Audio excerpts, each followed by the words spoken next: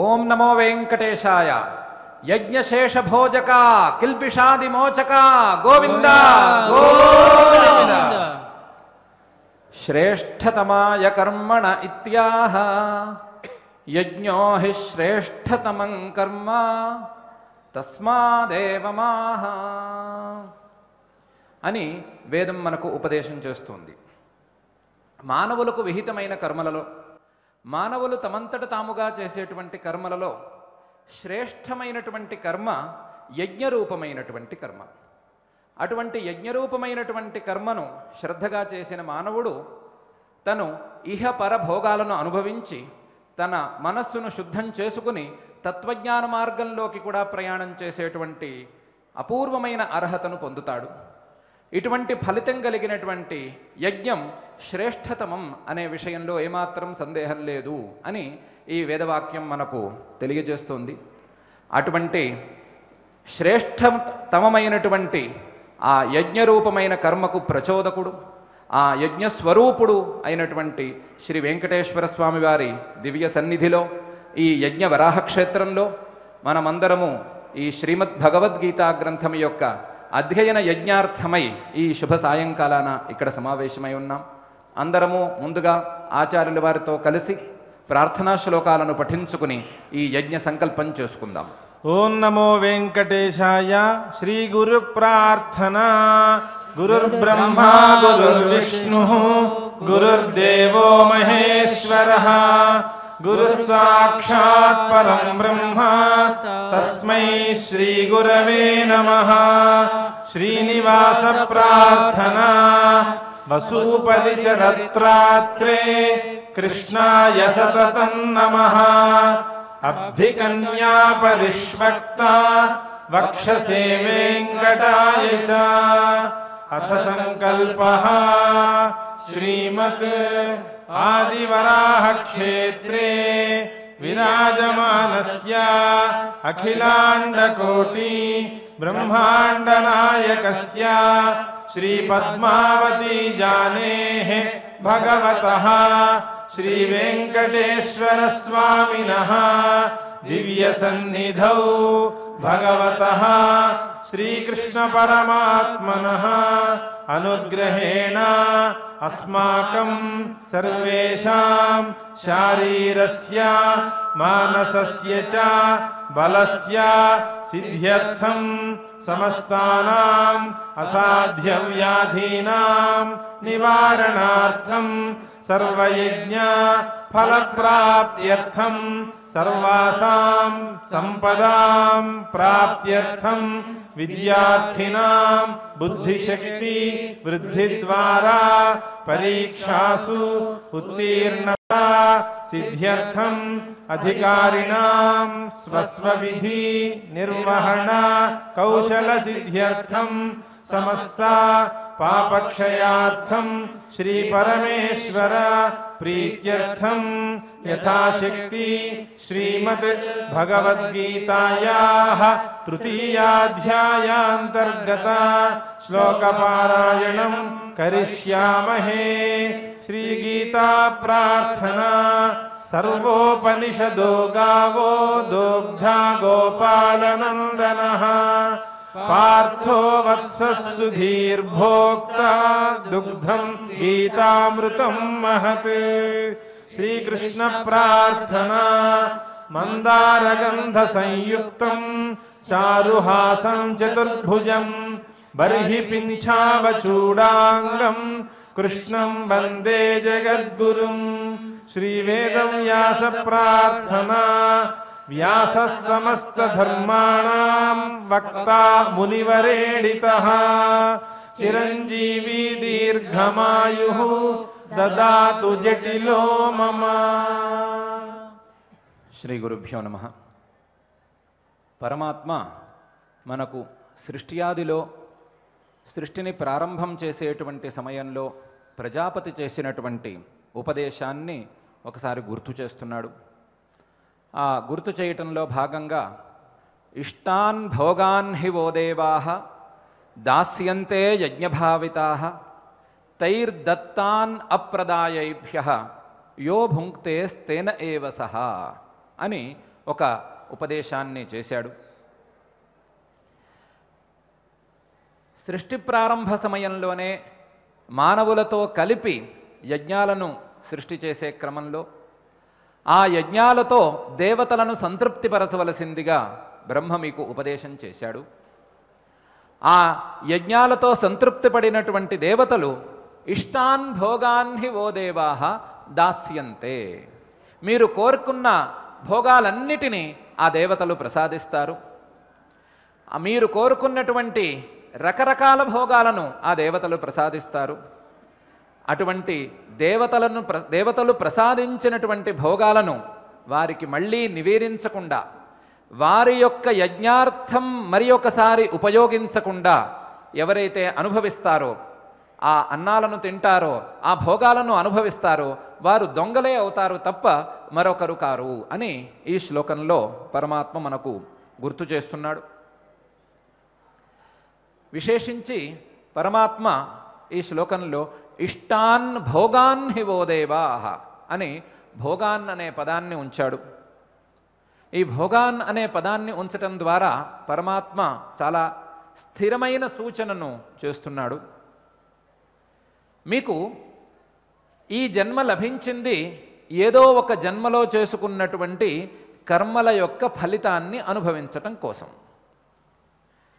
ఆ జన్మలో చేసుకున్నటువంటి సత్కర్మల యొక్క ఫలితాన్ని మీరు సుఖరూపంగా అనుభవిస్తూ ఉంటారు, దుష్కర్మల యొక్క ఫలితాన్ని దుఃఖరూపంగా అనుభవిస్తూ ఉంటారు. ఈ రెండిటికి సమానంగా భోగం అని పేరు. కర్మఫల భోగాన్ని భోగం అని పిలుస్తారు. ఈ కర్మఫల భోగానికి దేవతలు సహాయపడుతూ ఉంటారు. ఏ రకంగా సహాయపడతారు? మీరు చేసుకున్నటువంటి సత్కర్మలకు అనుగుణంగా, మీరు చేసుకున్నటువంటి సత్కర్మలకు ఫలితాన్ని ఇచ్చే క్రమంలో మీ చుట్టూ ఉండేటువంటి ప్రకృతిని వారు నియంత్రించి ఒక రూపుకు తీసుకువస్తారు. మీ చుట్టూ ఉండే చెట్లు చేమలు కావచ్చు, మీకు పడవలసిన సకాల వర్షాలు కావచ్చు, మీకు రావలసినటువంటి సస్యాలు కావచ్చు, మీకు అందవలసిన పంటలు కావచ్చు, మీకు కావలసిన నీరు కావచ్చు, వీటన్నిటినీ ఒక నిర్దిష్టమైన క్రమంలో అందిస్తూ ఉంటారు. ఈ మీ చుట్టూ ఉండేటువంటి ప్రకృతి రూపమైనటువంటి ఫలాలను అందించటమే కాకుండా ఆ ఫలాలను మీరు ఈ శరీరంతో అనుభవించటం కోసం మీ శరీరంలో వివిధ అవయవాల యొక్క బలాలను కూడా వారే ప్రసాదిస్తూ ఉంటారు. వెలుగుని ప్రకృతిలో ప్రసాదించినటువంటి సూర్యుడే ఈ శరీరంలో కళ్ళకు శక్తిని ప్రసాదించి, ఆదిత్యుడై కళ్ళకు శక్తిని ప్రసాదించి ఆ వెలుగులో వస్తువులను చూసేటువంటి యోగ్యతను కలిగిస్తాడు. ఈ ప్రకృతిలో నీటిని ప్రసాదించేటువంటి వరుణుడే మన రసనేంద్రియాలను అధిష్ఠించి, రసనేంద్రియంలో అంటే మన నాలుకలో జిహ్వలో కొలువై ఉండి ఆ నాలుకకు శక్తిని ప్రసాదించి రుచులను ఆస్వాదించేటువంటి యోగ్యతను అనుగ్రహిస్తాడు. ఇలా వివిధ దేవతలు మీ శరీరంలోనూ అలాగే మీ చుట్టూ ఉండేటువంటి ప్రకృతిలోనూ వివిధ రూపాలలో ఉండి ఆయా ఫలాలను ఇస్తూ ఉంటారు. మీరు పంటలను మేమే సంపాదించుకున్నాం అని కానీ, మా స్వశక్తితో మేము వీటిని సంపాదించుకుంటున్నాం అనే భ్రమలో కానీ ఉన్నట్లయితే అది పూర్తిగా తప్పు. ఏమాత్రం సంబంధం లేదు. కేవలం పంటలు కావచ్చు, నదులు కావచ్చు, నీళ్లు కావచ్చు, వర్షాలు కావచ్చు, ఏవి పరిపూర్ణంగా మీ అధీనంలోనే ఉన్నాయి అనే నియమమేమీ లేదు. మీ స్వశక్తితో మీరు చేయవలసిన మేర మీరు చేస్తున్నప్పటికీ ఫలితం ఇచ్చేటువంటి శక్తి దేవతలకే ఉన్నది. అటువంటి దేవతలు మీరు గనక శ్రద్ధగా పూజలను చేస్తే, శ్రద్ధగా వారిని ఆరాధిస్తే, మీకు నిర్దిష్టమైన కర్మల ద్వారా వారి యొక్క తృప్తిని మీరు సంపాదించుకున్నట్లయితే మీకు సరి అయిన భోగాలను ఇస్తారు. లేకపోతే ఇవ్వలేరు, లేకపోతే ఇచ్చే అవకాశం వారికి లేదు. కాబట్టి ఇష్టాన్ భోగాన్ని వో దేవాః దాస్యంతే యజ్ఞభావితాః. ఆ సత్కర్మల యొక్క ఆ సత్కర్మలు పోయిన జన్మలలో చేసేసుకున్నాము కదా, వాటికి ఫలితాలే కదా ఇప్పుడు అందించవలసింది, ఇప్పుడు కొత్తగా చేయవలసింది ఏముంది అనే ప్రశ్నను కూడా వేయటానికి వీల్లేదు. ఇప్పుడు చేసుకుంటున్నటువంటి కర్మల యొక్క ఫలితం కూడా ఎంతో కొంతమేర కలుస్తూ ఉంటుంది. ఇంతేకాకుండా ఇప్పుడు చేసుకుంటున్న సత్కర్మల యొక్క ఫలితాలు పై జన్మలలో పై భోగాలలో అనుభవించవలసిందే ఉంటుంది. కాబట్టి ఏ సందర్భంలోనూ మీరు చేసుకున్న కర్మల ద్వారా దేవతల ప్రీతి లభించనిదే మీకు ఏ విధమైన వస్తువులు ఏ రకమైన భోగాలు కలగనేరవు. కాబట్టి మీరు దేవతల యొక్క ప్రీతిని మీకు నిర్దిష్టమైన మీకు విహితమైన కర్మలతో సంపాదించవలసిందే. దేవతల ప్రీతిని మేమెందుకు సంపాదించాలి అని అనటానికి వీలు లేదు. ఎందుకంటే ఇంతకు ముందు శ్లోకంలో పరమాత్మ చెప్పాడు, దేవాన్ భావయతానేన తే దేవా భావయంతు వః పరస్పరం భావయంతః శ్రేయః పరమవాప్స్యథ అని. పరస్పరం ఉపకారం చేసుకుంటూ ఉండండి, ఈ లోకంలో ఉన్నవారు పై లోకంలో ఉన్నవారు.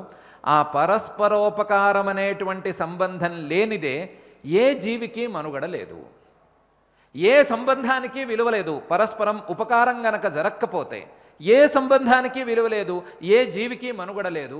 కాబట్టి ఆ పరస్పరం ఉపకారం అనే అంశాన్ని దృష్టిలో పెట్టుకుని ఆ దేవతల ప్రీతిని మీరు సంపాదించండి. మిమ్మల్ని అనుగ్రహించే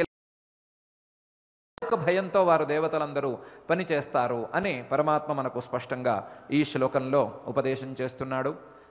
ఇష్టాన్ భోగాన్ హివో దేవాః దాస్యంతే యజ్ఞభావితాః తైర్దత్తాన్ అప్రదాయైభ్యః యో భుంక్తే స్తేన ఏవ సహ అని. వారు ప్రసాదించినటువంటి ఆయా భోగాలను కానీ భోగ సాధనాలను కానీ చుట్టూ ఉండేటువంటి ప్రకృతిని కానీ లేకపోతే శరీరంలో ఉండేటువంటి బలాలను కానీ, మన వివిధ అవయవాలలో ఉండేటువంటి బలం, మన ఇంద్రియాలకు ఉండేటువంటి భయం, మన జ్ఞానేంద్రియాలకు ఉండేటువంటి బలం, కర్మేంద్రియాలకు ఉండేటువంటి బలం, మనస్సుకు ఉండేటువంటి బలం, ఇలాంటి వివిధ బలాలను కానీ వారికి సేవ చేయటానికి మళ్ళీ గనక వాడుకోకపోతే, విహితమైన సత్కర్మాచరణకు మళ్ళీ వాడుకోకపోతే అటువంటి వాడు స్తేన దొంగే అవుతాడు తప్ప వాడు దొర అవ్వటానికి వీలు లేదు. మీరు దొరల మార్గంలో పరస్పరం ఉపకారం చేసుకుంటూ సన్మార్గంలో ప్రయాణించండి తప్ప ఇలా దొంగదారులలోకి మీరు సంచరించవద్దు అని స్పష్టమైన నిర్దేశం ఈ శ్లోకంలో పరమాత్మ చేశాడు. ఈ ఉపదేశమే కాకుండా పైన దీని యొక్క ఫలితాన్ని, దీని యొక్క విశేషాన్ని మరింత ముందుకు తీసుకువెళుతూ ఇలా అంటున్నాడు పరమాత్మ, యజ్ఞశిష్టాశినః సంతః ముచ్యంతే సర్వకిల్బిషైః భుంజతే తే త్వఘం పాపాః ఏ పచంత్యాత్మకారణాత్ అని. ఎవరైతే యజ్ఞాలను చేసుకుని వారికి విహితమైనటువంటి యజ్ఞకర్మలతో పుణ్యకర్మలతో దేవతలను సంతృప్తిపరిచి వారికి ప్రసాదంగా వారికి లభించినటువంటి భోగాలను అనుభవిస్తారు, అలాంటి అన్నాలను భుజిస్తారు, అలాంటి ఇంద్రియాలతో వారి వారి విషయాలను గ్రహిస్తారు, వారు యజ్ఞశిష్టాశినః.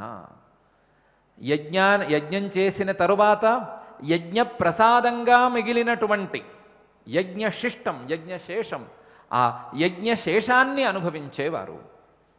ఈ యజ్ఞశేషానికి అమృతం అని పేరు ఉంది కాబట్టి అమృతాన్ని తాగుతున్నటువంటి దేవతల వంటి వారు వాళ్ళు యజ్ఞశిష్టాశినః. ఇలాంటి అమృతం తాగుతున్నటువంటి వారు కాబట్టి వీరికి సంతః మంచివారు, దేవతల లాంటి వారు, మంచివారు అనే పేరు కూడా ఉంది. యజ్ఞశిష్టాశినః సంతః. ఇటువంటి మంచివారు సత్పురుషులు ముచ్యంతే సర్వకిల్బిషైః. ఏ పాపాలు దరి చేరకుండా వారిని వదిలిపెట్టేస్తాయి. పాపాల చేత వీరు విడవబడుతున్నారు, వారిని పాపాలు దరి చేరవు. యజ్ఞశిష్టాశినః సంతః ముచ్యంతే సర్వకిల్బిషైః. యజ్ఞశేషంగా లభించినటువంటి దేవతా ప్రసాదంగా లభించినటువంటి అన్నాలను తినేవారు కానీ దేవతా ప్రీతి కోసం చేసేటువంటి కర్మలకు శేషంగా వారి వారి ఇంద్రియ భోగాలను అనుభవించేవారు కానీ అమృతాన్ని పానం చేసే అటువంటి వారి దగ్గరకు పాపాలు చేరవు. ముచ్యంతే సర్వకిల్బిషైః. అన్ని విధాలైనటువంటి పాపాలు వారికి దూరంగా పోతాయి తప్ప దగ్గరకు రావు. దీనికి వ్యతిరేకంగా, దీనికి భిన్నంగా, దీనికంటే చాలా అధమాన్న స్థితిలో, అధమ స్థితిలో భుంజతే తే త్వఘం పాపాహ ఏ పచంతి ఆత్మకారణాత్.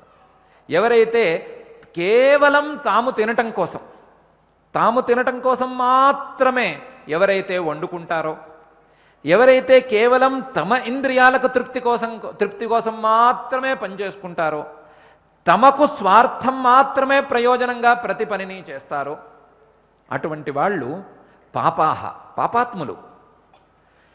ఏం తింటారు వాళ్ళు అంటే భుంజతే తేతు అఘం. అటువంటి వాళ్ళు పాపాన్నే తింటున్నారు.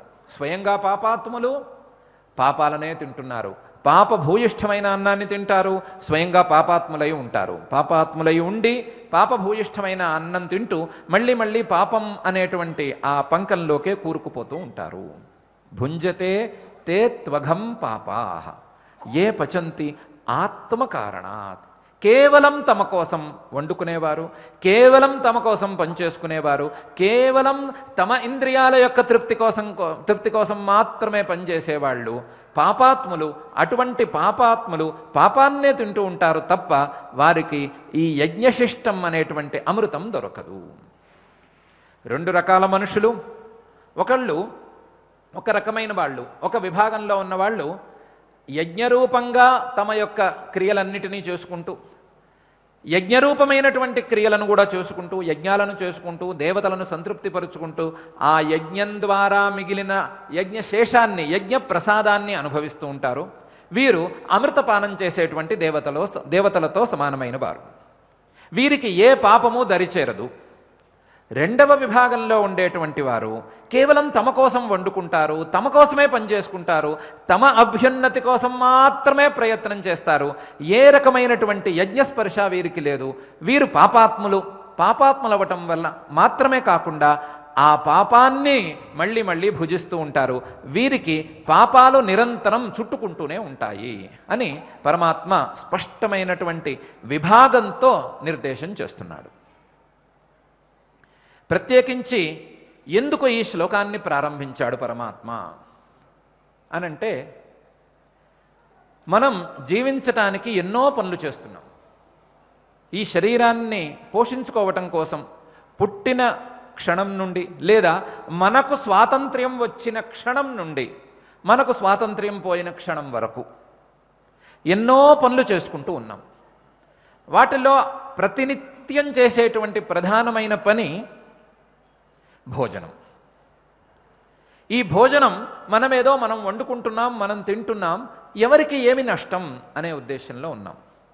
ఈ భోజనం మనం వండుకుంటున్నాం, మన వంట, మన బియ్యం మనం వండుకుంటున్నాం, మనం తింటున్నాం, మిగిలింది పారేస్తే పారేస్తాం, కుళ్ళబెడితే కుళ్ళబెట్టేస్తాం అనే ఉద్దేశంలో మనం ఉంటున్నాం. కానీ పరమాత్మ కానీ, వేదాలు కానీ, శాస్త్రాలు కానీ, మరొక పురాణాలు కానీ, స్మృతి గ్రంథాలు కానీ, ఇవన్నీ కూడా నీ భోజనం కేవలం నీ యొక్క అధీనంలో లేదు.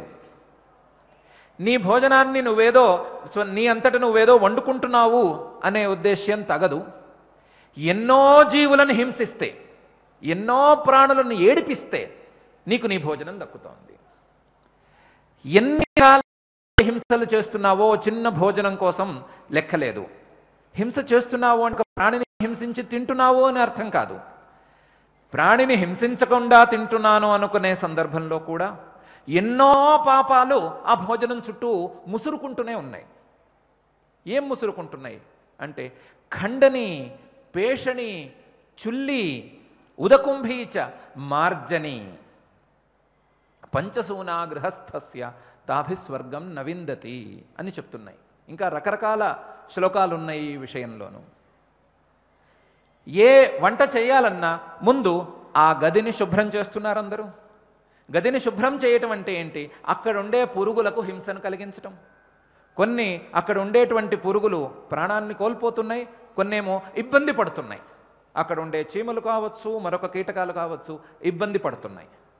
ఆ తర్వాత నీళ్లను తీసుకువచ్చే క్రమంలో, నీళ్లని ఎక్కడి నుంచో ఒక చోటు నుంచి తీసుకొచ్చే క్రమంలో ఎన్నో ప్రాణులు హింసకి గురవుతున్నాయి.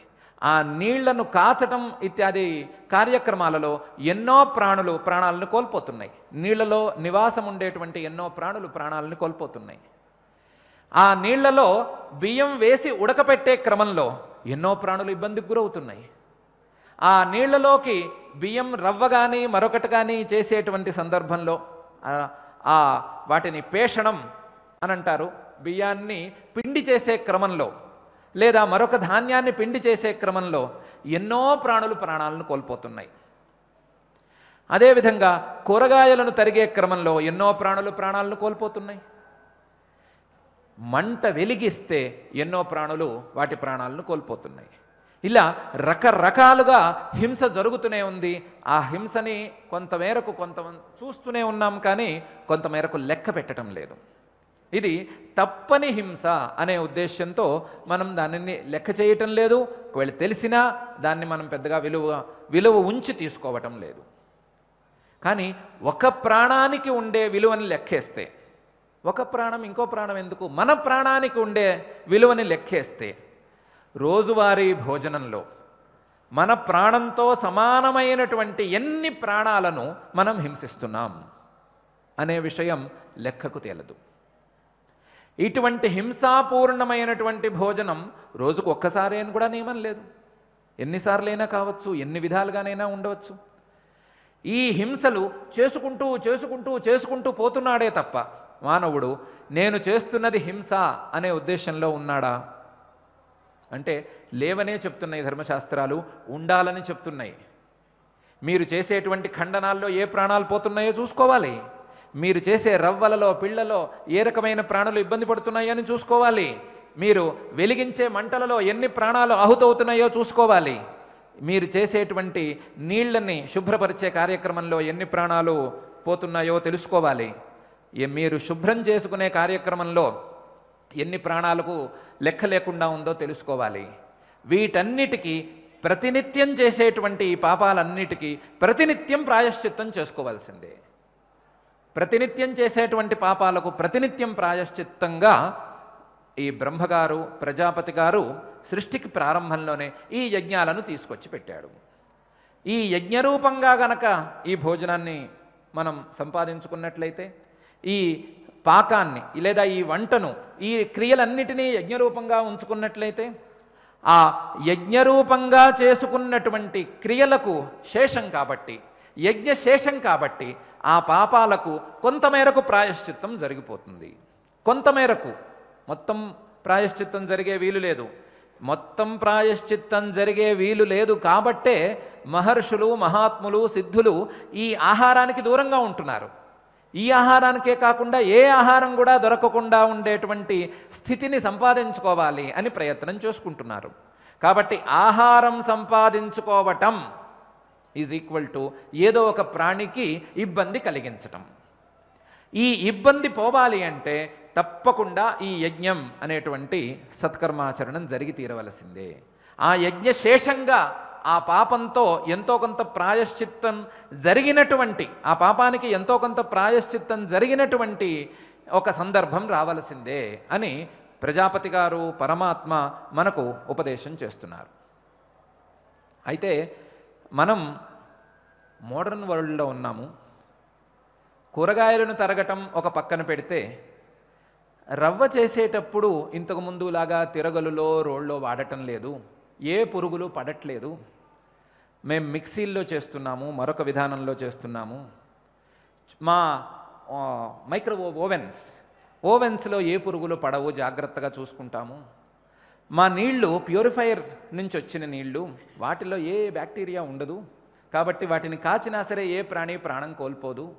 మేము చక్కగా మా ఇంటిని మంచి లైజాల్ లాంటివి వేసి శుభ్రం చేసుకుంటున్నాము, ఏ పురుగు ఉండదు, మేము ఊడిస్తే అసలు పురుగు అనేదే ఉండదు.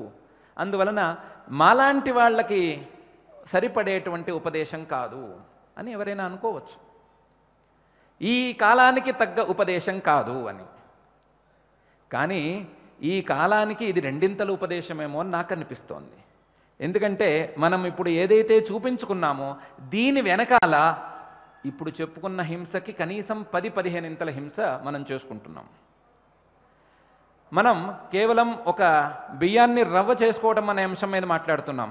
కానీ బియ్యం తయారవ్వటానికి ముందు అది వరిగా ఉన్నప్పుడు ఎన్ని పురుగులని చంపటానికి మనం సిద్ధపడి ఉన్నాం, ఎన్ని పెస్టిసైడ్స్ వాడుతున్నాం, ఎంత చిలుకల్ని కానీ మరొక ప్రాణుల్ని కానీ హింసించి ఒక్క గింజ కూడా వాటికి దక్కకుండా మనకే దక్కాలి అనే ప్రయత్నం ఎంత తీవ్రంగా చేస్తున్నాం. కాబట్టి మనకి ఇక్కడ పేషణంలో ఏ పాపము లేదు, కానీ అంతకుముందు మాత్రం మహాపాపంతో అది వస్తుంది అని మనం ఖచ్చితంగా నమ్మి తీరాలి. మన నీళ్లు చాలా శుభ్రంగా ఉన్నాయి, ప్యూరిఫైడ్ వాటర్, కానీ ఆ ప్యూరిఫికేషన్ ప్రాసెస్లో బ్యాక్టీరియాని ఎంత ఘోరంగా చంపుతున్నాం మనం. చివరికి మనకి శరీరానికి కావాల్సిన బ్యాక్టీరియానే నాశనం అయిపోతుంది, దాన్ని సంపాదించుకోవడం కోసం మళ్ళీ రాగి బిందెల్లో పెట్టుకోండి అని ఇంకొక ఆయన బయలుదేరాడు కదా, ఒక ఆయన చెప్తూనే ఉన్నాడు కదా ఉపదేశం.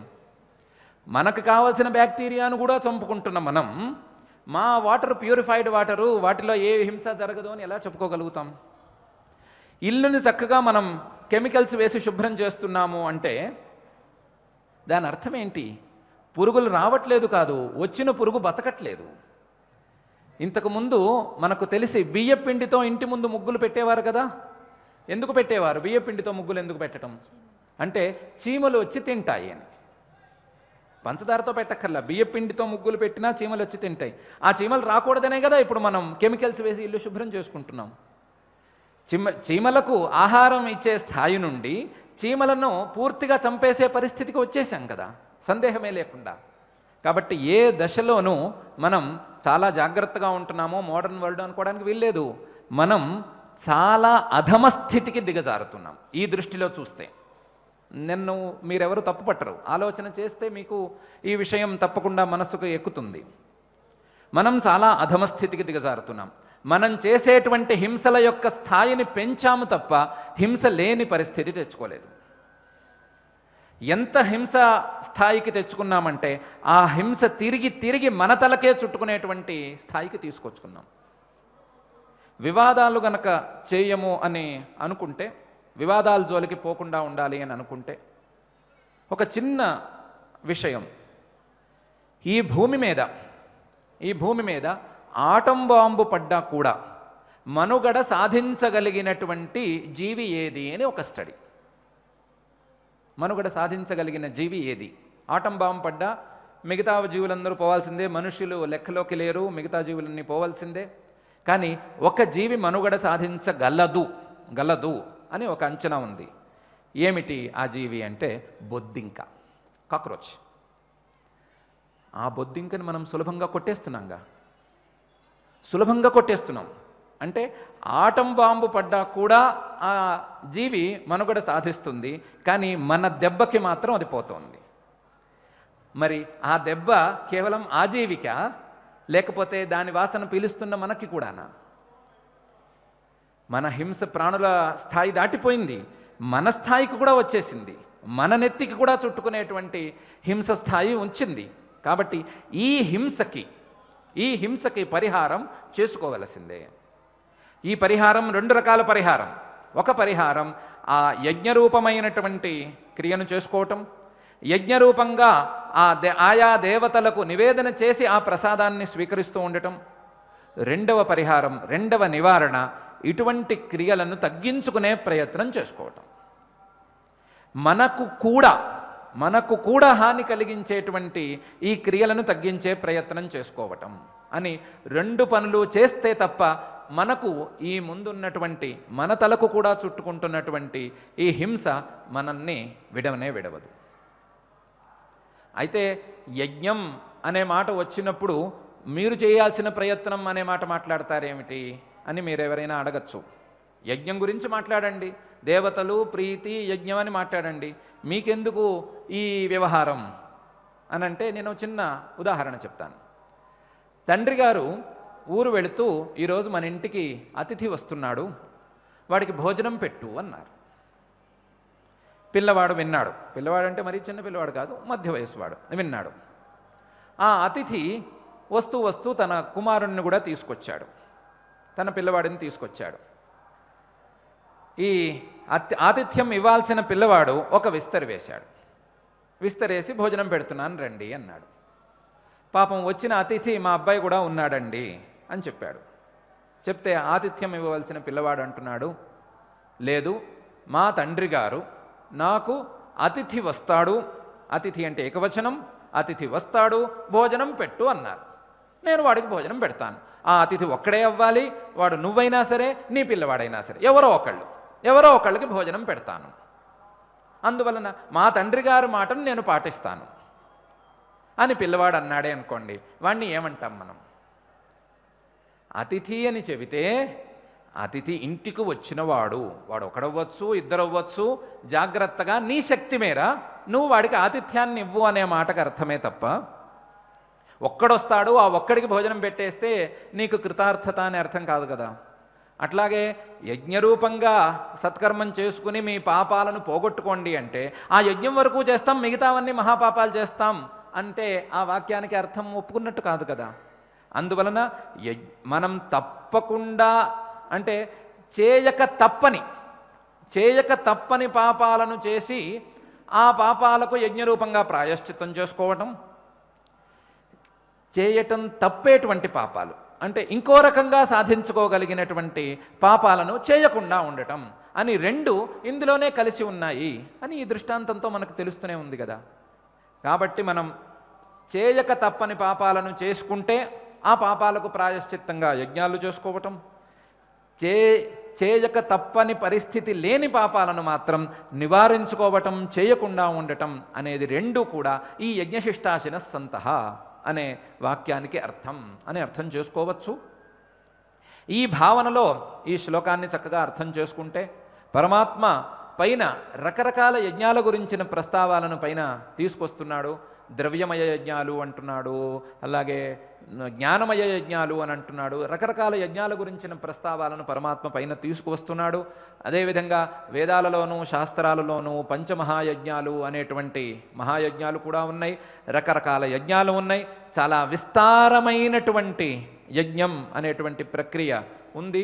ఆ ప్రక్రియలన్నిటినీ అర్థం చేసుకుని మనకు విహితమైన, మనకు యోగ్యమైన, మనం చేయగలిగినటువంటి యజ్ఞాలను చక్కగా చేసుకుంటూ, మనం చేయగలిగినటువంటి దేవతా పూజలు, దేవతా నివేదనలు లాంటి యజ్ఞాలను చేసుకుంటూ, మనం చేయగలిగిన పరోపకారాల్లాంటి యజ్ఞాలను చేసుకుంటూ, మనం చేయగలిగిన సద్గ్రంథ పఠనం లాంటి యజ్ఞాలను చేసుకుంటూ జాగ్రత్తగా ఆ యజ్ఞశిష్టమైనటువంటి భోగాన్ని, ఆ యజ్ఞశిష్టమైనటువంటి ప్రసాదాన్ని మనం అనుభవించవలసింది, ఆ యజ్ఞశిష్టమైన అమృతపానం చేయవలసింది అని పరమాత్మ యొక్క సూచనను మనం చక్కగా అర్థం చేసుకుందాం. ఈ 4 శ్లోకాలు కలిపి సహయజ్ఞా ప్రజా సృష్ట్వా పురోవాచ ప్రజాపతి అనేన ప్రసవిష్యధ్వం ఏషవోస్త్విష్టకామధుక్ దేవాన్ భావయతానేన తే దేవా భావయంతు వః పరస్పరం భావయంతః శ్రేయః పరమవాప్స్యథ ఇష్టాన్ భోగాన్ హి వో దేవాః దాస్యంతే యజ్ఞభావితాః తైర్దత్తాన్ అప్రదాయైభ్యః యో భుంక్తేస్తేన ఏవ సహ యజ్ఞశిష్టాశినః సంతః ముచ్యంతే సర్వకిల్బిషైః భుంజతే తే త్వఘం పాపాః ఏ పచంత్యాత్మకారణాత్ అనేటువంటి 4 శ్లోకాలు కలిపి, ఈ 4 శ్లోకాలు కలిసి ఒక విశిష్టమైనటువంటి అర్థాన్ని తీసుకొస్తున్నాయి. ఇది ప్రజాపతి గారి యొక్క తాత్పర్యం లేదా ఆ పరమాత్మ యొక్క తాత్పర్యం ఏ రకంగా ఉంది అని విచారించుకోవాలి అని నిన్నటి రోజున మనం అనుకున్నాం. ఈ శ్లోకాల యొక్క సారమేంటి, ఆ ప్రజాపతి గారి యొక్క అభిప్రాయం ఏమిటి, పరమాత్మ గారి యొక్క అభిప్రాయం ఏమిటి అని తెలుసుకోవాలి. తెలుసుకుంటేనే ఈ శ్లోకాల యొక్క విలువ మనకు తెలుస్తుంది అని కూడా నిన్నటి రోజున అనుకున్నాం. దాని గురించి ఆలోచించుకుంటే పరమాత్మ మనకు ఈ శ్లోకాలలో 2 రకాల జీవరాశుల గురించిన ప్రస్తావన చేశాడు. ఒక రకమైన జీవరాశులు పైలోకాలలో దేవతలు అనబడే జీవరాశులు, మరొక రకమైన జీవరాశులు ఈ లోకంలో ఉండేటువంటి మనుష్యులు, ఈ వాక్యాలను వింటున్న మనుష్యులు అనేటువంటి జీవరాశులు. ఇవి కాక ఇంకో మిగతా జీవరాశులు, ఈ లోకంలో ఉండేటువంటి పశుపక్ష్యాది జీవరాశులు ఉన్నాయి. ఈ 3 రకాల జీవరాశులు కావచ్చు, ఈ 2 రకాల జీవరాశులు కావచ్చు. 3 రకాలను కూడా అనుకుందాం. దేవతలు, మనుష్యులు, పశుపక్ష్యాదులు అని ఈ 3 రకాల జీవరాశులలో ఏ జీవరాశికి ప్రత్యేకించి ఈ యజ్ఞాలు అనేటువంటి కర్మలను ప్రజాపతి ఉపదేశం చేస్తున్నాడు, ఏ జీవరాశికి ప్రత్యేకంగా ఈ యజ్ఞాలు అనేవి నిర్దిష్టమైన కర్మలుగా ఉన్నాయి అనే విషయాన్ని ప్రజాపతి కానీ లేదా పరమాత్మ కానీ ప్రత్యేకించి ఈ శ్లోకాలలో ప్రస్తావన చేస్తున్నారు. ఏ జీవరాశికి అంటే మనుష్యులు అనేటువంటి జీవరాశికి మాత్రమే ప్రత్యేకించినవి ఈ యజ్ఞాలు. ఎందుకంటే మనుష్యుల యొక్క శరీర నిర్మాణం కానీ మనుష్యుల యొక్క చుట్టూ ఉండే ప్రకృతి నిర్మాణం కానీ ఈ యజ్ఞాలకు అనువుగా ఉంది. ఈ యజ్ఞాలకు వీలుగా మనుష్యులు మాత్రమే సృష్టించబడ్డారు. దేవతలు అనేటువంటి జీవరాశులు ఎవరైతే ఉన్నారో వారికి ఈ యజ్ఞ ఫలాలను అందుకునేటువంటి యోగ్యత, ఈ యజ్ఞ ఫలాలను తిరిగి మానవులకు ఇచ్చేటువంటి యోగ్యత ఉంది. కానీ యజ్ఞం చేసేటువంటి యోగ్యత పరిపూర్ణంగా లేదు. ఎందుకు? మనం యజ్ఞాలను ఎవరిని ఉద్దేశించి చేస్తున్నాము? దేవతలను ఉద్దేశించి చేస్తున్నాం. దేవతలకు యజ్ఞం చేయాలంటే వేరే దేవతలు ఎక్కడున్నారు? న దేవానాం దేవతాంతరాభావాత్ అని జైమిని మహర్షి గారు మనకు ఉపదేశం చేశారు మీమాంసా శాస్త్రంలో. దేవతలు యజ్ఞాలను సరిగ్గా చేయలేరు. ఎందుకంటే వారికి వేరే దేవతలు లేరు. ఒక దేవత మరొక దేవతకి అనే పరిస్థితి లేదు. ఈ లోకంలో ఉండేటువంటి మానవులు మాత్రమే పై లోకాలలో ఉండేటువంటి దేవతలను ఉద్దేశించి యజ్ఞాదులను చేయగలరు. పశుపక్ష్యాదులకు యజ్ఞం చేసేటువంటి శక్తి కించిత్తు కూడా లేదు. ఆ విషయాన్ని మనం ప్రత్యేకించి జడభరతోపాఖ్యానం చెప్పుకుని మరీ నిర్ధారణ చేసుకున్నాం. జడభరతుడంతటి మహానుభావుడే చాలా కష్టపడి గత జన్మ స్మరణలన్నీ తెచ్చుకుని ఆలోచించుకుని తన సాధనను అంతా రంగరించుకుని జాగ్రత్తగా ఆ పశుపక్ష్యాది శరీరంలో ఏ ధర్మాన్ని ఆచరించగలమని నిర్ణయించుకుని ఒక జన్మను జాగ్రత్తగా ఆ ధర్మాచరణతో గడిపి కాలక్షేపం చేసుకున్నాడు. మిగతా పశుపక్ష్యాదులకు అటువంటి పరిస్థితి లేనే లేదు. ప్రతి జింక లేదా ప్రతి మేక ప్రతి కుక్క తన పూర్వజన్మ స్మరణతో ఈ జన్మలో నేను ఈ ధర్మాచరణ చేయగలను అనే పరిస్థితి తెచ్చుకోలేదు. మనుషులకే లేని ధర్మాచరణ పశుపక్ష్యాదులకు ఎక్కడి నుంచి వస్తుంది? మనుషులకే అంతంత మాత్రంగా ఉంది. కాబట్టి అటు దేవతలకు సరిగ్గా లేదు, ఇటు పశుపక్ష్యాదులకు సరిగ్గా లేదు. దేవతలకు కొన్ని యజ్ఞాలలో అధికారం ఉన్నట్లు తెలుస్తున్నది, కానీ చాలా పరిమితం. అది ఉపాసనారూపమైనటువంటి యజ్ఞం, అది దాని వ్యవహారం, దాని పరిస్థితి వేరు. దేవతలు కూడా ఆ స్థాయి నుండి పైకి వెళ్ళగలిగినటువంటి కొన్ని సాధనాలు ఉన్నాయి, అవి పరిస్థితి వేరు, మనకి పెద్దగా ఉపకరించేవి కావవి. అటు దేవతలకు సరిగ్గా లేదు, ఇటు పశుపక్ష్యాదులకు సరిగ్గా లేదు. సరిగ్గా ఉన్నది ఎవరికి అంటే మనుష్యులకు. ఈ మనుష్యులకు కూడా వారికి స్వాతంత్ర్యం లేని సందర్భాలలో, అంటే బాల్యంలో ఏమీ తెలియని వయస్సులో ఈ యజ్ఞాలు ఉన్నాయి అని తెలియవు, లేదా ఇటువంటి సత్కర్మాచరణ చేయవచ్చు అనేటువంటి అంచనా కూడా లేదు. వయస్సు పూర్తిగా ఉడిగిపోయిన తరువాత అవయవాలు సరిగ్గా పనిచేయని దశలో కూడా ఇటువంటి అవకాశం లేదు. ఏ పని చేయాలన్నా అవయవాలు ఎంతో కొంత సహకరించవలసిందే. కాబట్టి ఆ అవయవాలేవి సహకరించని పరిస్థితే ఉంటే అటువంటి పరిస్థితిలో యజ్ఞాధికారం కానీ యజ్ఞం చేసేటువంటి సామర్థ్యం, శక్తి ఇలాంటివి ఏమీ లేవు. అయితే ఏ రకమైన మనుషులకి యజ్ఞాధికారం లేదా ఈ యజ్ఞాలు నిర్దిష్టంగా ఉన్నాయి అంటే అవయవాలన్నీ సక్రమంగా పనిచేస్తూ తెలివి సక్రమంగా ఉంటూ సమయం ఉన్నటువంటి మానవులకు మాత్రమే, అంటే మానవ జీవితంలో కూడా ఒక ప్రత్యేకించిన సమయంలో ప్రత్యేకించిన దశలో మాత్రమే ఈ అధికారం లేదా ఈ అర్హత, ఈ యోగ్యత, ఈ కర్మలు చేసేటువంటి శక్తి ఉంటుంది. ఇటువంటి అధికారాన్ని కూడా వ్యర్థం చేసుకునే మాట అయితే, ఇటువంటి అర్హతను కూడా మనం వినియోగించుకోలేకపోతే, ఇటువంటి యజ్ఞాలను మనకు మాత్రమే చెందినటువంటి యజ్ఞాలను మనం కూడా వినియోగించుకోలేకపోతే అటు యజ్ఞాలకు గతి ఏమిటి, యజ్ఞాలు చేయవలసినటువంటి మానవుల యొక్క గతి ఏమిటి అని పరమాత్మ యొక్క ఆవేదన. చిన్న పిల్లవాడు ఏ రకమైన సత్కర్మాచరణ చేయలేడు, అతి వృద్ధుడిని ఎవరూ నిర్బంధించలేరు. ఈ మధ్యలో ఉండే వాళ్ళకి వాళ్ళ శక్తిని మించకుండా ఈ యజ్ఞరూపమైనటువంటి కర్మను చేసుకుని తన ప్రతి కర్మను సత్కర్మగా మార్చుకుని ప్రతి సత్కర్మను పరమాత్మ యొక్క ప్రీతికి సాధనంగా మార్చుకుని ముందుకు వెళ్ళమని పరమాత్మ ఉపదేశం చేస్తున్నాడు. ఆ ఉపదేశాన్ని సృష్టి ప్రారంభం నుండి బ్రహ్మగారు మళ్ళీ చేస్తూనే ఉన్నారు. కానీ ఆ ఉపదేశాన్ని ఎవరూ సరిగ్గా వినటం లేదు, ఆ ఉపదేశాన్ని ఎవరూ పాటించటం లేదు. చిన్నపిల్లలు ఎలాగైతే ఆ ఉపదేశాన్ని వినక మాకేం తెలియదు అనుకుంటున్నారో అలాగే అందరూ అనుకుంటున్నారు మాకేం తెలియదు అని. తెలిసిన వాళ్ళు నిర్లక్ష్యం చేసుకుంటున్నారు. ఇలా నిర్లక్ష్యం చేసుకుంటే, తెలుసుకోకుండా ఉంటే ఏమి ఉపయోగం, మానవ జన్మకు ఏమి సార్థకత అని పరమాత్మ యొక్క ఆవేదన.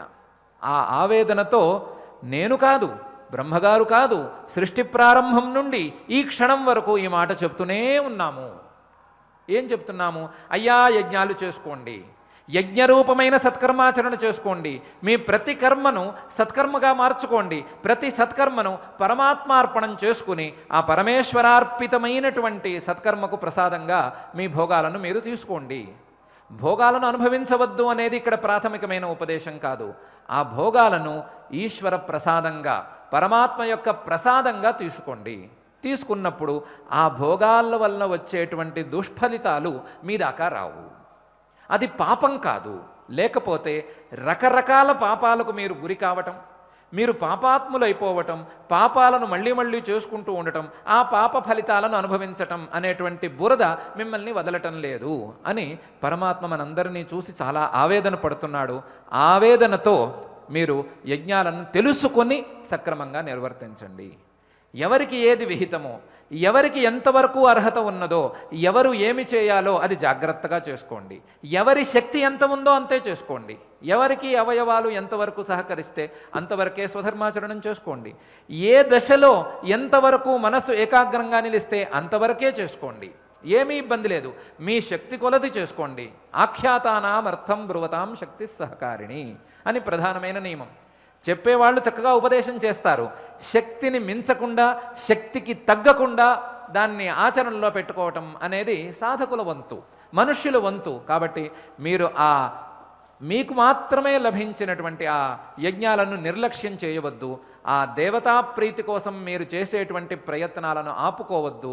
జాగ్రత్తగా దేవతా ప్రసాదంగా మీ భోగాలన్నిటినీ యథేష్టంగా మీరు అనుభవిస్తూ ఉండండి అని పరమాత్మ తన ఆవేదనతో కలిసిన ఉపదేశాన్ని మనకు చేస్తున్నాడు. ఈ ఉపదేశాన్ని మనమందరం జాగ్రత్తగా అర్థం చేసుకుందాం. అర్థం చేసుకుని మన ప్రతి కర్మ యజ్ఞరూపంగా ఉండేటట్లుగా, ఆ యజ్ఞరూపమైన కర్మను మనకు అర్హతకు తగ్గట్టుగా, శక్తికి తగ్గకుండా, మించవలసిన అవసరం లేకుండా మనం జాగ్రత్తగా చేసుకోవటం అనేటువంటి క్రియలకు మనం ఎంతో కొంత ఈరోజే శ్రీకారం చుడదాం. శ్రీకారం చుట్టి మన యథాశక్తి సత్కర్మాచరణ చేసేటువంటి సత్సంకల్పంలో భాగంగా ఈరోజు పారాయణ కార్యక్రమాన్ని ప్రారంభించుకుందాం. అథ శ్రీమద్భగవద్గీతాసు ఉపనిషత్సు బ్రహ్మ విద్యాయాం యోగశాస్త్రే కృష్ణార్జున సంవాదే కర్మయోగే తృతీయే అధ్యాయే చతుర్వింశతి శ్లోకాః అర్జున ఉవాచ ధ్యాయసి చేత్ కర్మణస్తే మతా బుద్ధిర్జనార్దన తత్కిం కర్మణి ఘోరే మాం నియోజయసి కేశవ వ్యామిశ్రేణేవ వాక్యేన బుద్ధిం మోహయసీవ మే తదేకం వద నిశ్చిత్య येन श्रेयोऽहमाप्नुयाम् श्रीभगवानुवाच लोकेऽस्मिन् विविधा निष्ठा पुरा प्रोक्ता मया नघा ज्ञानयोगेन साङ्ख्यानाम् कर्मयोगेन योगिना कर्मणामनारम्भात् नैष्कर्म्यं पुरुषोऽश्नुते न च सन्न्यसनादेव సిద్ధిం సమధిగచ్చతి సిద్ధిం సమధిగచ్చతి నహి కశ్చిత్ క్షణమపి నహి కశ్చిత్ క్షణమపి జాతు తిష్ఠత్య కర్మకృత్ జాతు తిష్ఠత్య కర్మకృత్ కార్యతే హ్యవశః కర్మ కార్యతే హ్యవశః కర్మ సర్వః ప్రకృతిజైర్గుణైః సర్వః ప్రకృతిజైర్గుణైః కర్మేంద్రియాణి సంయమ్య కర్మేంద్రియాణి సంయమ్య య ఆస్తే మనసా స్మరన్ యాస్తే మనసా స్మరన్ ఇంద్రియార్థాన్ విమూఢాత్మా ఇంద్రియార్థాన్ విమూఢాత్మా మిథ్యాచారస్స ఉచ్యతే మిథ్యాచారస్స ఉచ్యతే యస్త్వింద్రియాణి మనసా యస్త్వింద్రియాణి మనసా నియమ్యారభతేర్జున నియమ్యారభతేర్జున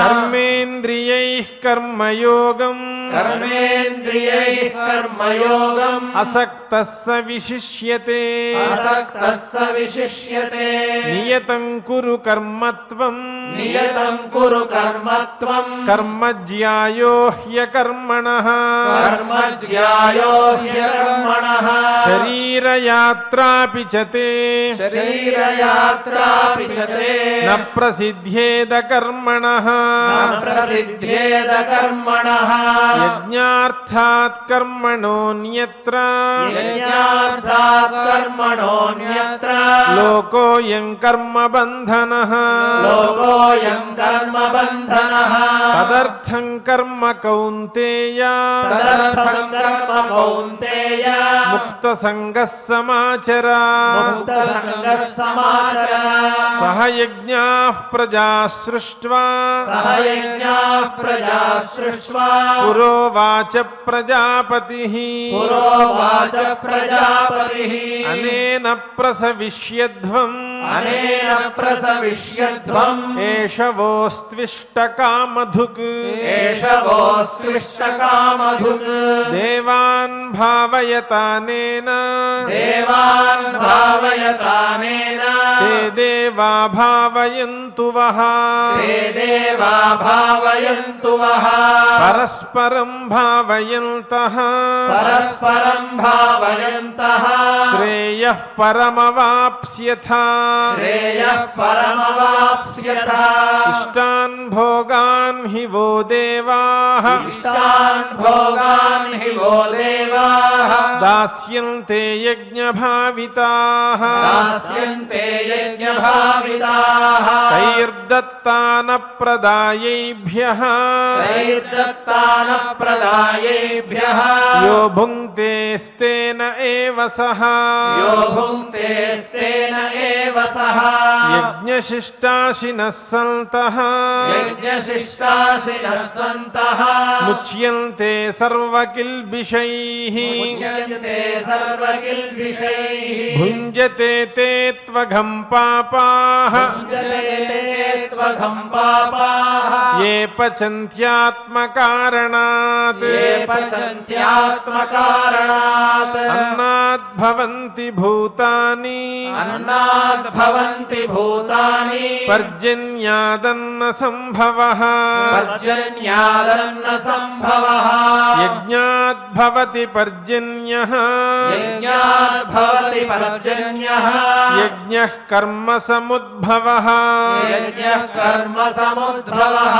కర్మ బ్రహ్మోద్భవం విద్ధి కర్మ బ్రహ్మోద్భవం విద్ధి బ్రహ్మాక్షర సముద్భవం బ్రహ్మాక్షర సముద్భవం తస్మాత్ సర్వగతం బ్రహ్మ తస్మాత్ సర్వగతం బ్రహ్మ నిత్యం యజ్ఞే ప్రతిష్ఠితం నిత్యం యజ్ఞే ప్రతిష్ఠితం ఏవం ప్రవర్తితం చక్రం ఏవం ప్రవర్తితం చక్రం నానువర్తయతి హయః నానువర్తయతి హయః అఘాయురింద్రియా రామః అఘాయురింద్రియా రామః మోఘం పార్థ సజీవతి మోఘం పార్థ సజీవతి యస్త్వాత్మరతి यस्त्वमात्मरतिरेव स्यात् यस्त्वमात्मरतिरेव स्यात् आत्मतृप्तश्च मानवः आत्मतृप्तश्च मानवः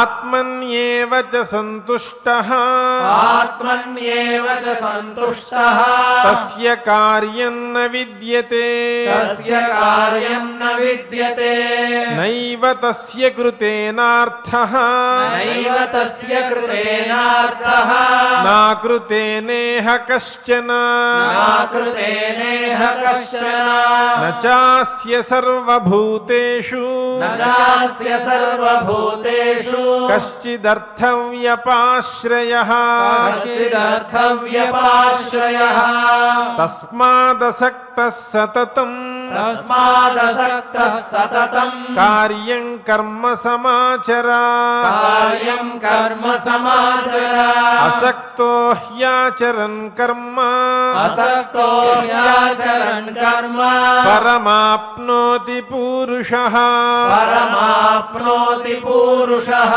कर्मणैव हि संसिद्धिम् कर्मणैव हि संसिद्धिम् आस्थिता जनकादयः आस्तिका जनकादयः लोकसङ्ग्रहमेवापि लोकसङ्ग्रहमेवापि सम्पश्यन् कर्तुमर्हसि सम्पश्यन् कर्तुमर्हसि यद्यदाचरति श्रेष्ठः यद्यदाचरति श्रेष्ठः तत्तदेवेतरो जनः तत्तदेवेतरो जनः स यत्प्रमाणं कुरुते स यत्प्रमाणं कुरुते लोकस्तदनुवर्तते लोकस्तदनुवर्तते न मे पार्थास्ति कर्तव्यम् न मे पार्थास्ति कर्तव्यम् त्रिषु लोकेषु किञ्चन त्रिषु लोकेषु किञ्चन नानवाप्तमवाप्तव्यम्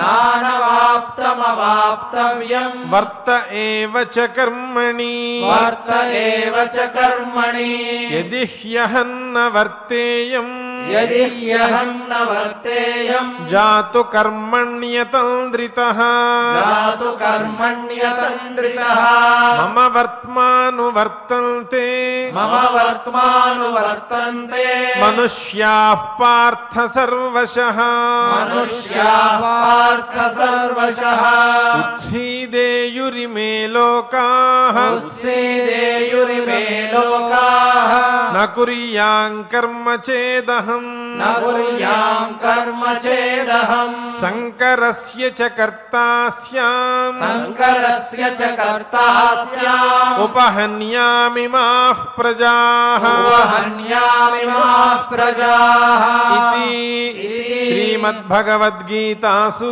श्रीमद्भगवद्गीतासु उपनिषत्सु उपनिषत्सु ब्रह्मविद्यायां योगशास्त्रे श्रीकृष्णार्जुन संवादे श्रीकृष्णार्जुन संवादे कर्मयोगे तृतीये अध्याये चतुर्विंशति श्लोकाः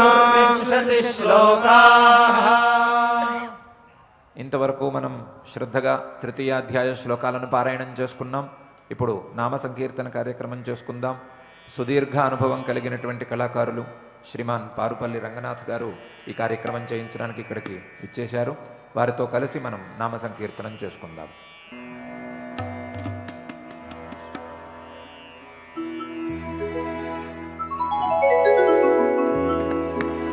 राधे राधे राधे राधे राधे गोविंद वृंदावन चंद्र तुलसी वन माल अनाथनाथ दीन बंधो राधे गोविंद राधे राधे राधे राधे राधे गोविंद वृंदावन चंद्र तुलसी वन माल अनाथनाथ दीन बंधो राधे गोविंद अनाथनाथ दीन बंधो राधे गोविंद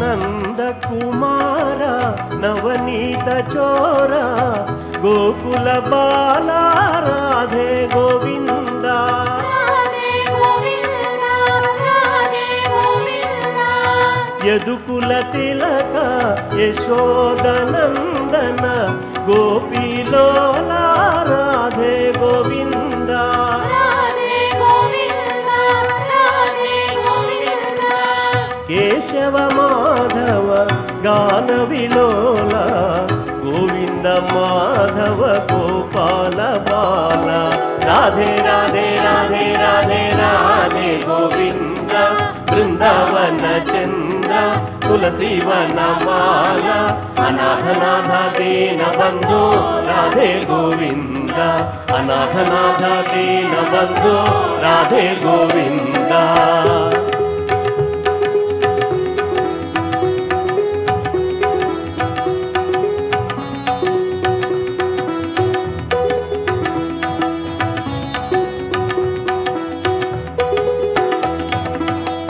సంకటహరణ పతితోద్ధరణ హే నందనందన రాధే గోవింద రాధే గోవింద రాధే గోవింద త్రిభువన పూజిత త్రిలోకపాల ఆశ్రిత లోల రాధే గోవింద రాధే గోవింద రాధే గోవింద హే వాసుదేవ అనంత శయన ఆనంద నందన రాధే గోవింద రాధే రాధే రాధే రాధే రాధే గోవింద బృందావన చంద్ర తులసి వనమాల అనాథనాథ దీన బంధో రాధే గోవింద అనాథనాథ దీన బంధో రాధే గోవింద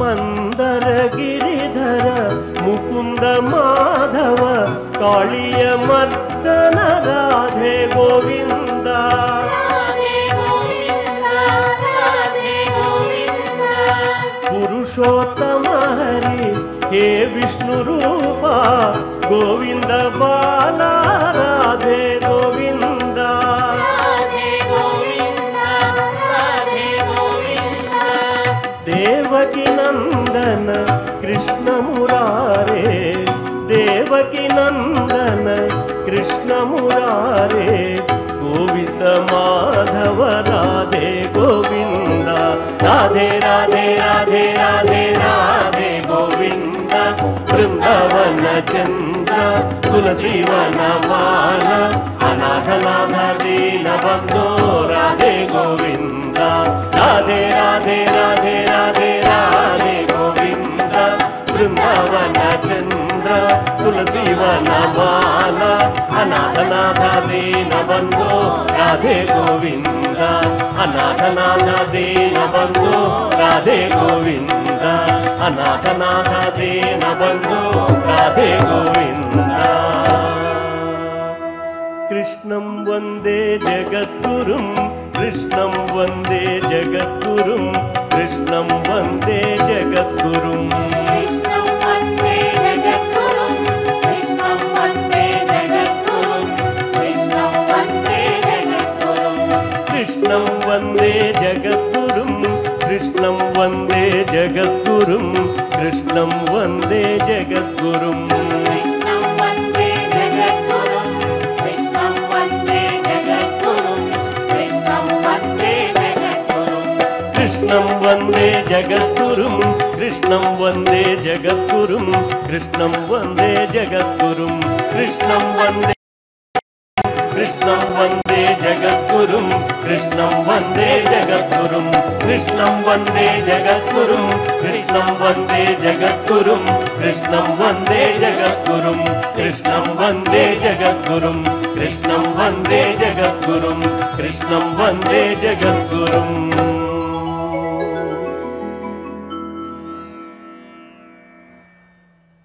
నామ సంకీర్తన కార్యక్రమం తరువాత ఆచార్యుల వారితో కలిసి మంగళ శ్లోకాలను చదువుకుని ఈ కార్యక్రమాన్ని మంగళాంతంగా పూర్తి చేసుకుందాం. యత్ర యోగేశ్వరః కృష్ణో యత్ర పార్థో ధనుర్ధరః తత్ర శ్రీర్విజయో భూతిః ధ్రువా నీతిర్మతిర్మమ అథ క్షమా ప్రార్థనా యదక్షరపదభ్రష్టం మాత్రాహీనం చ యద్భవేత్ తత్సర్వం క్షమ్యతాం దేవ నారాయణ నమోస్తుతే.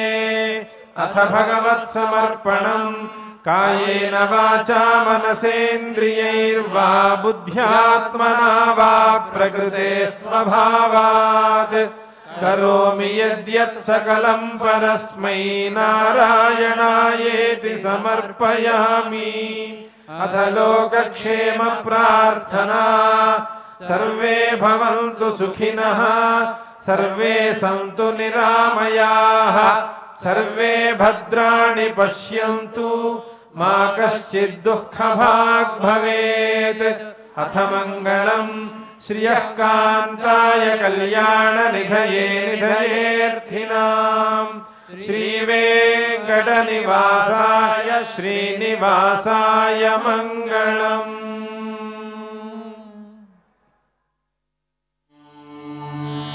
నమో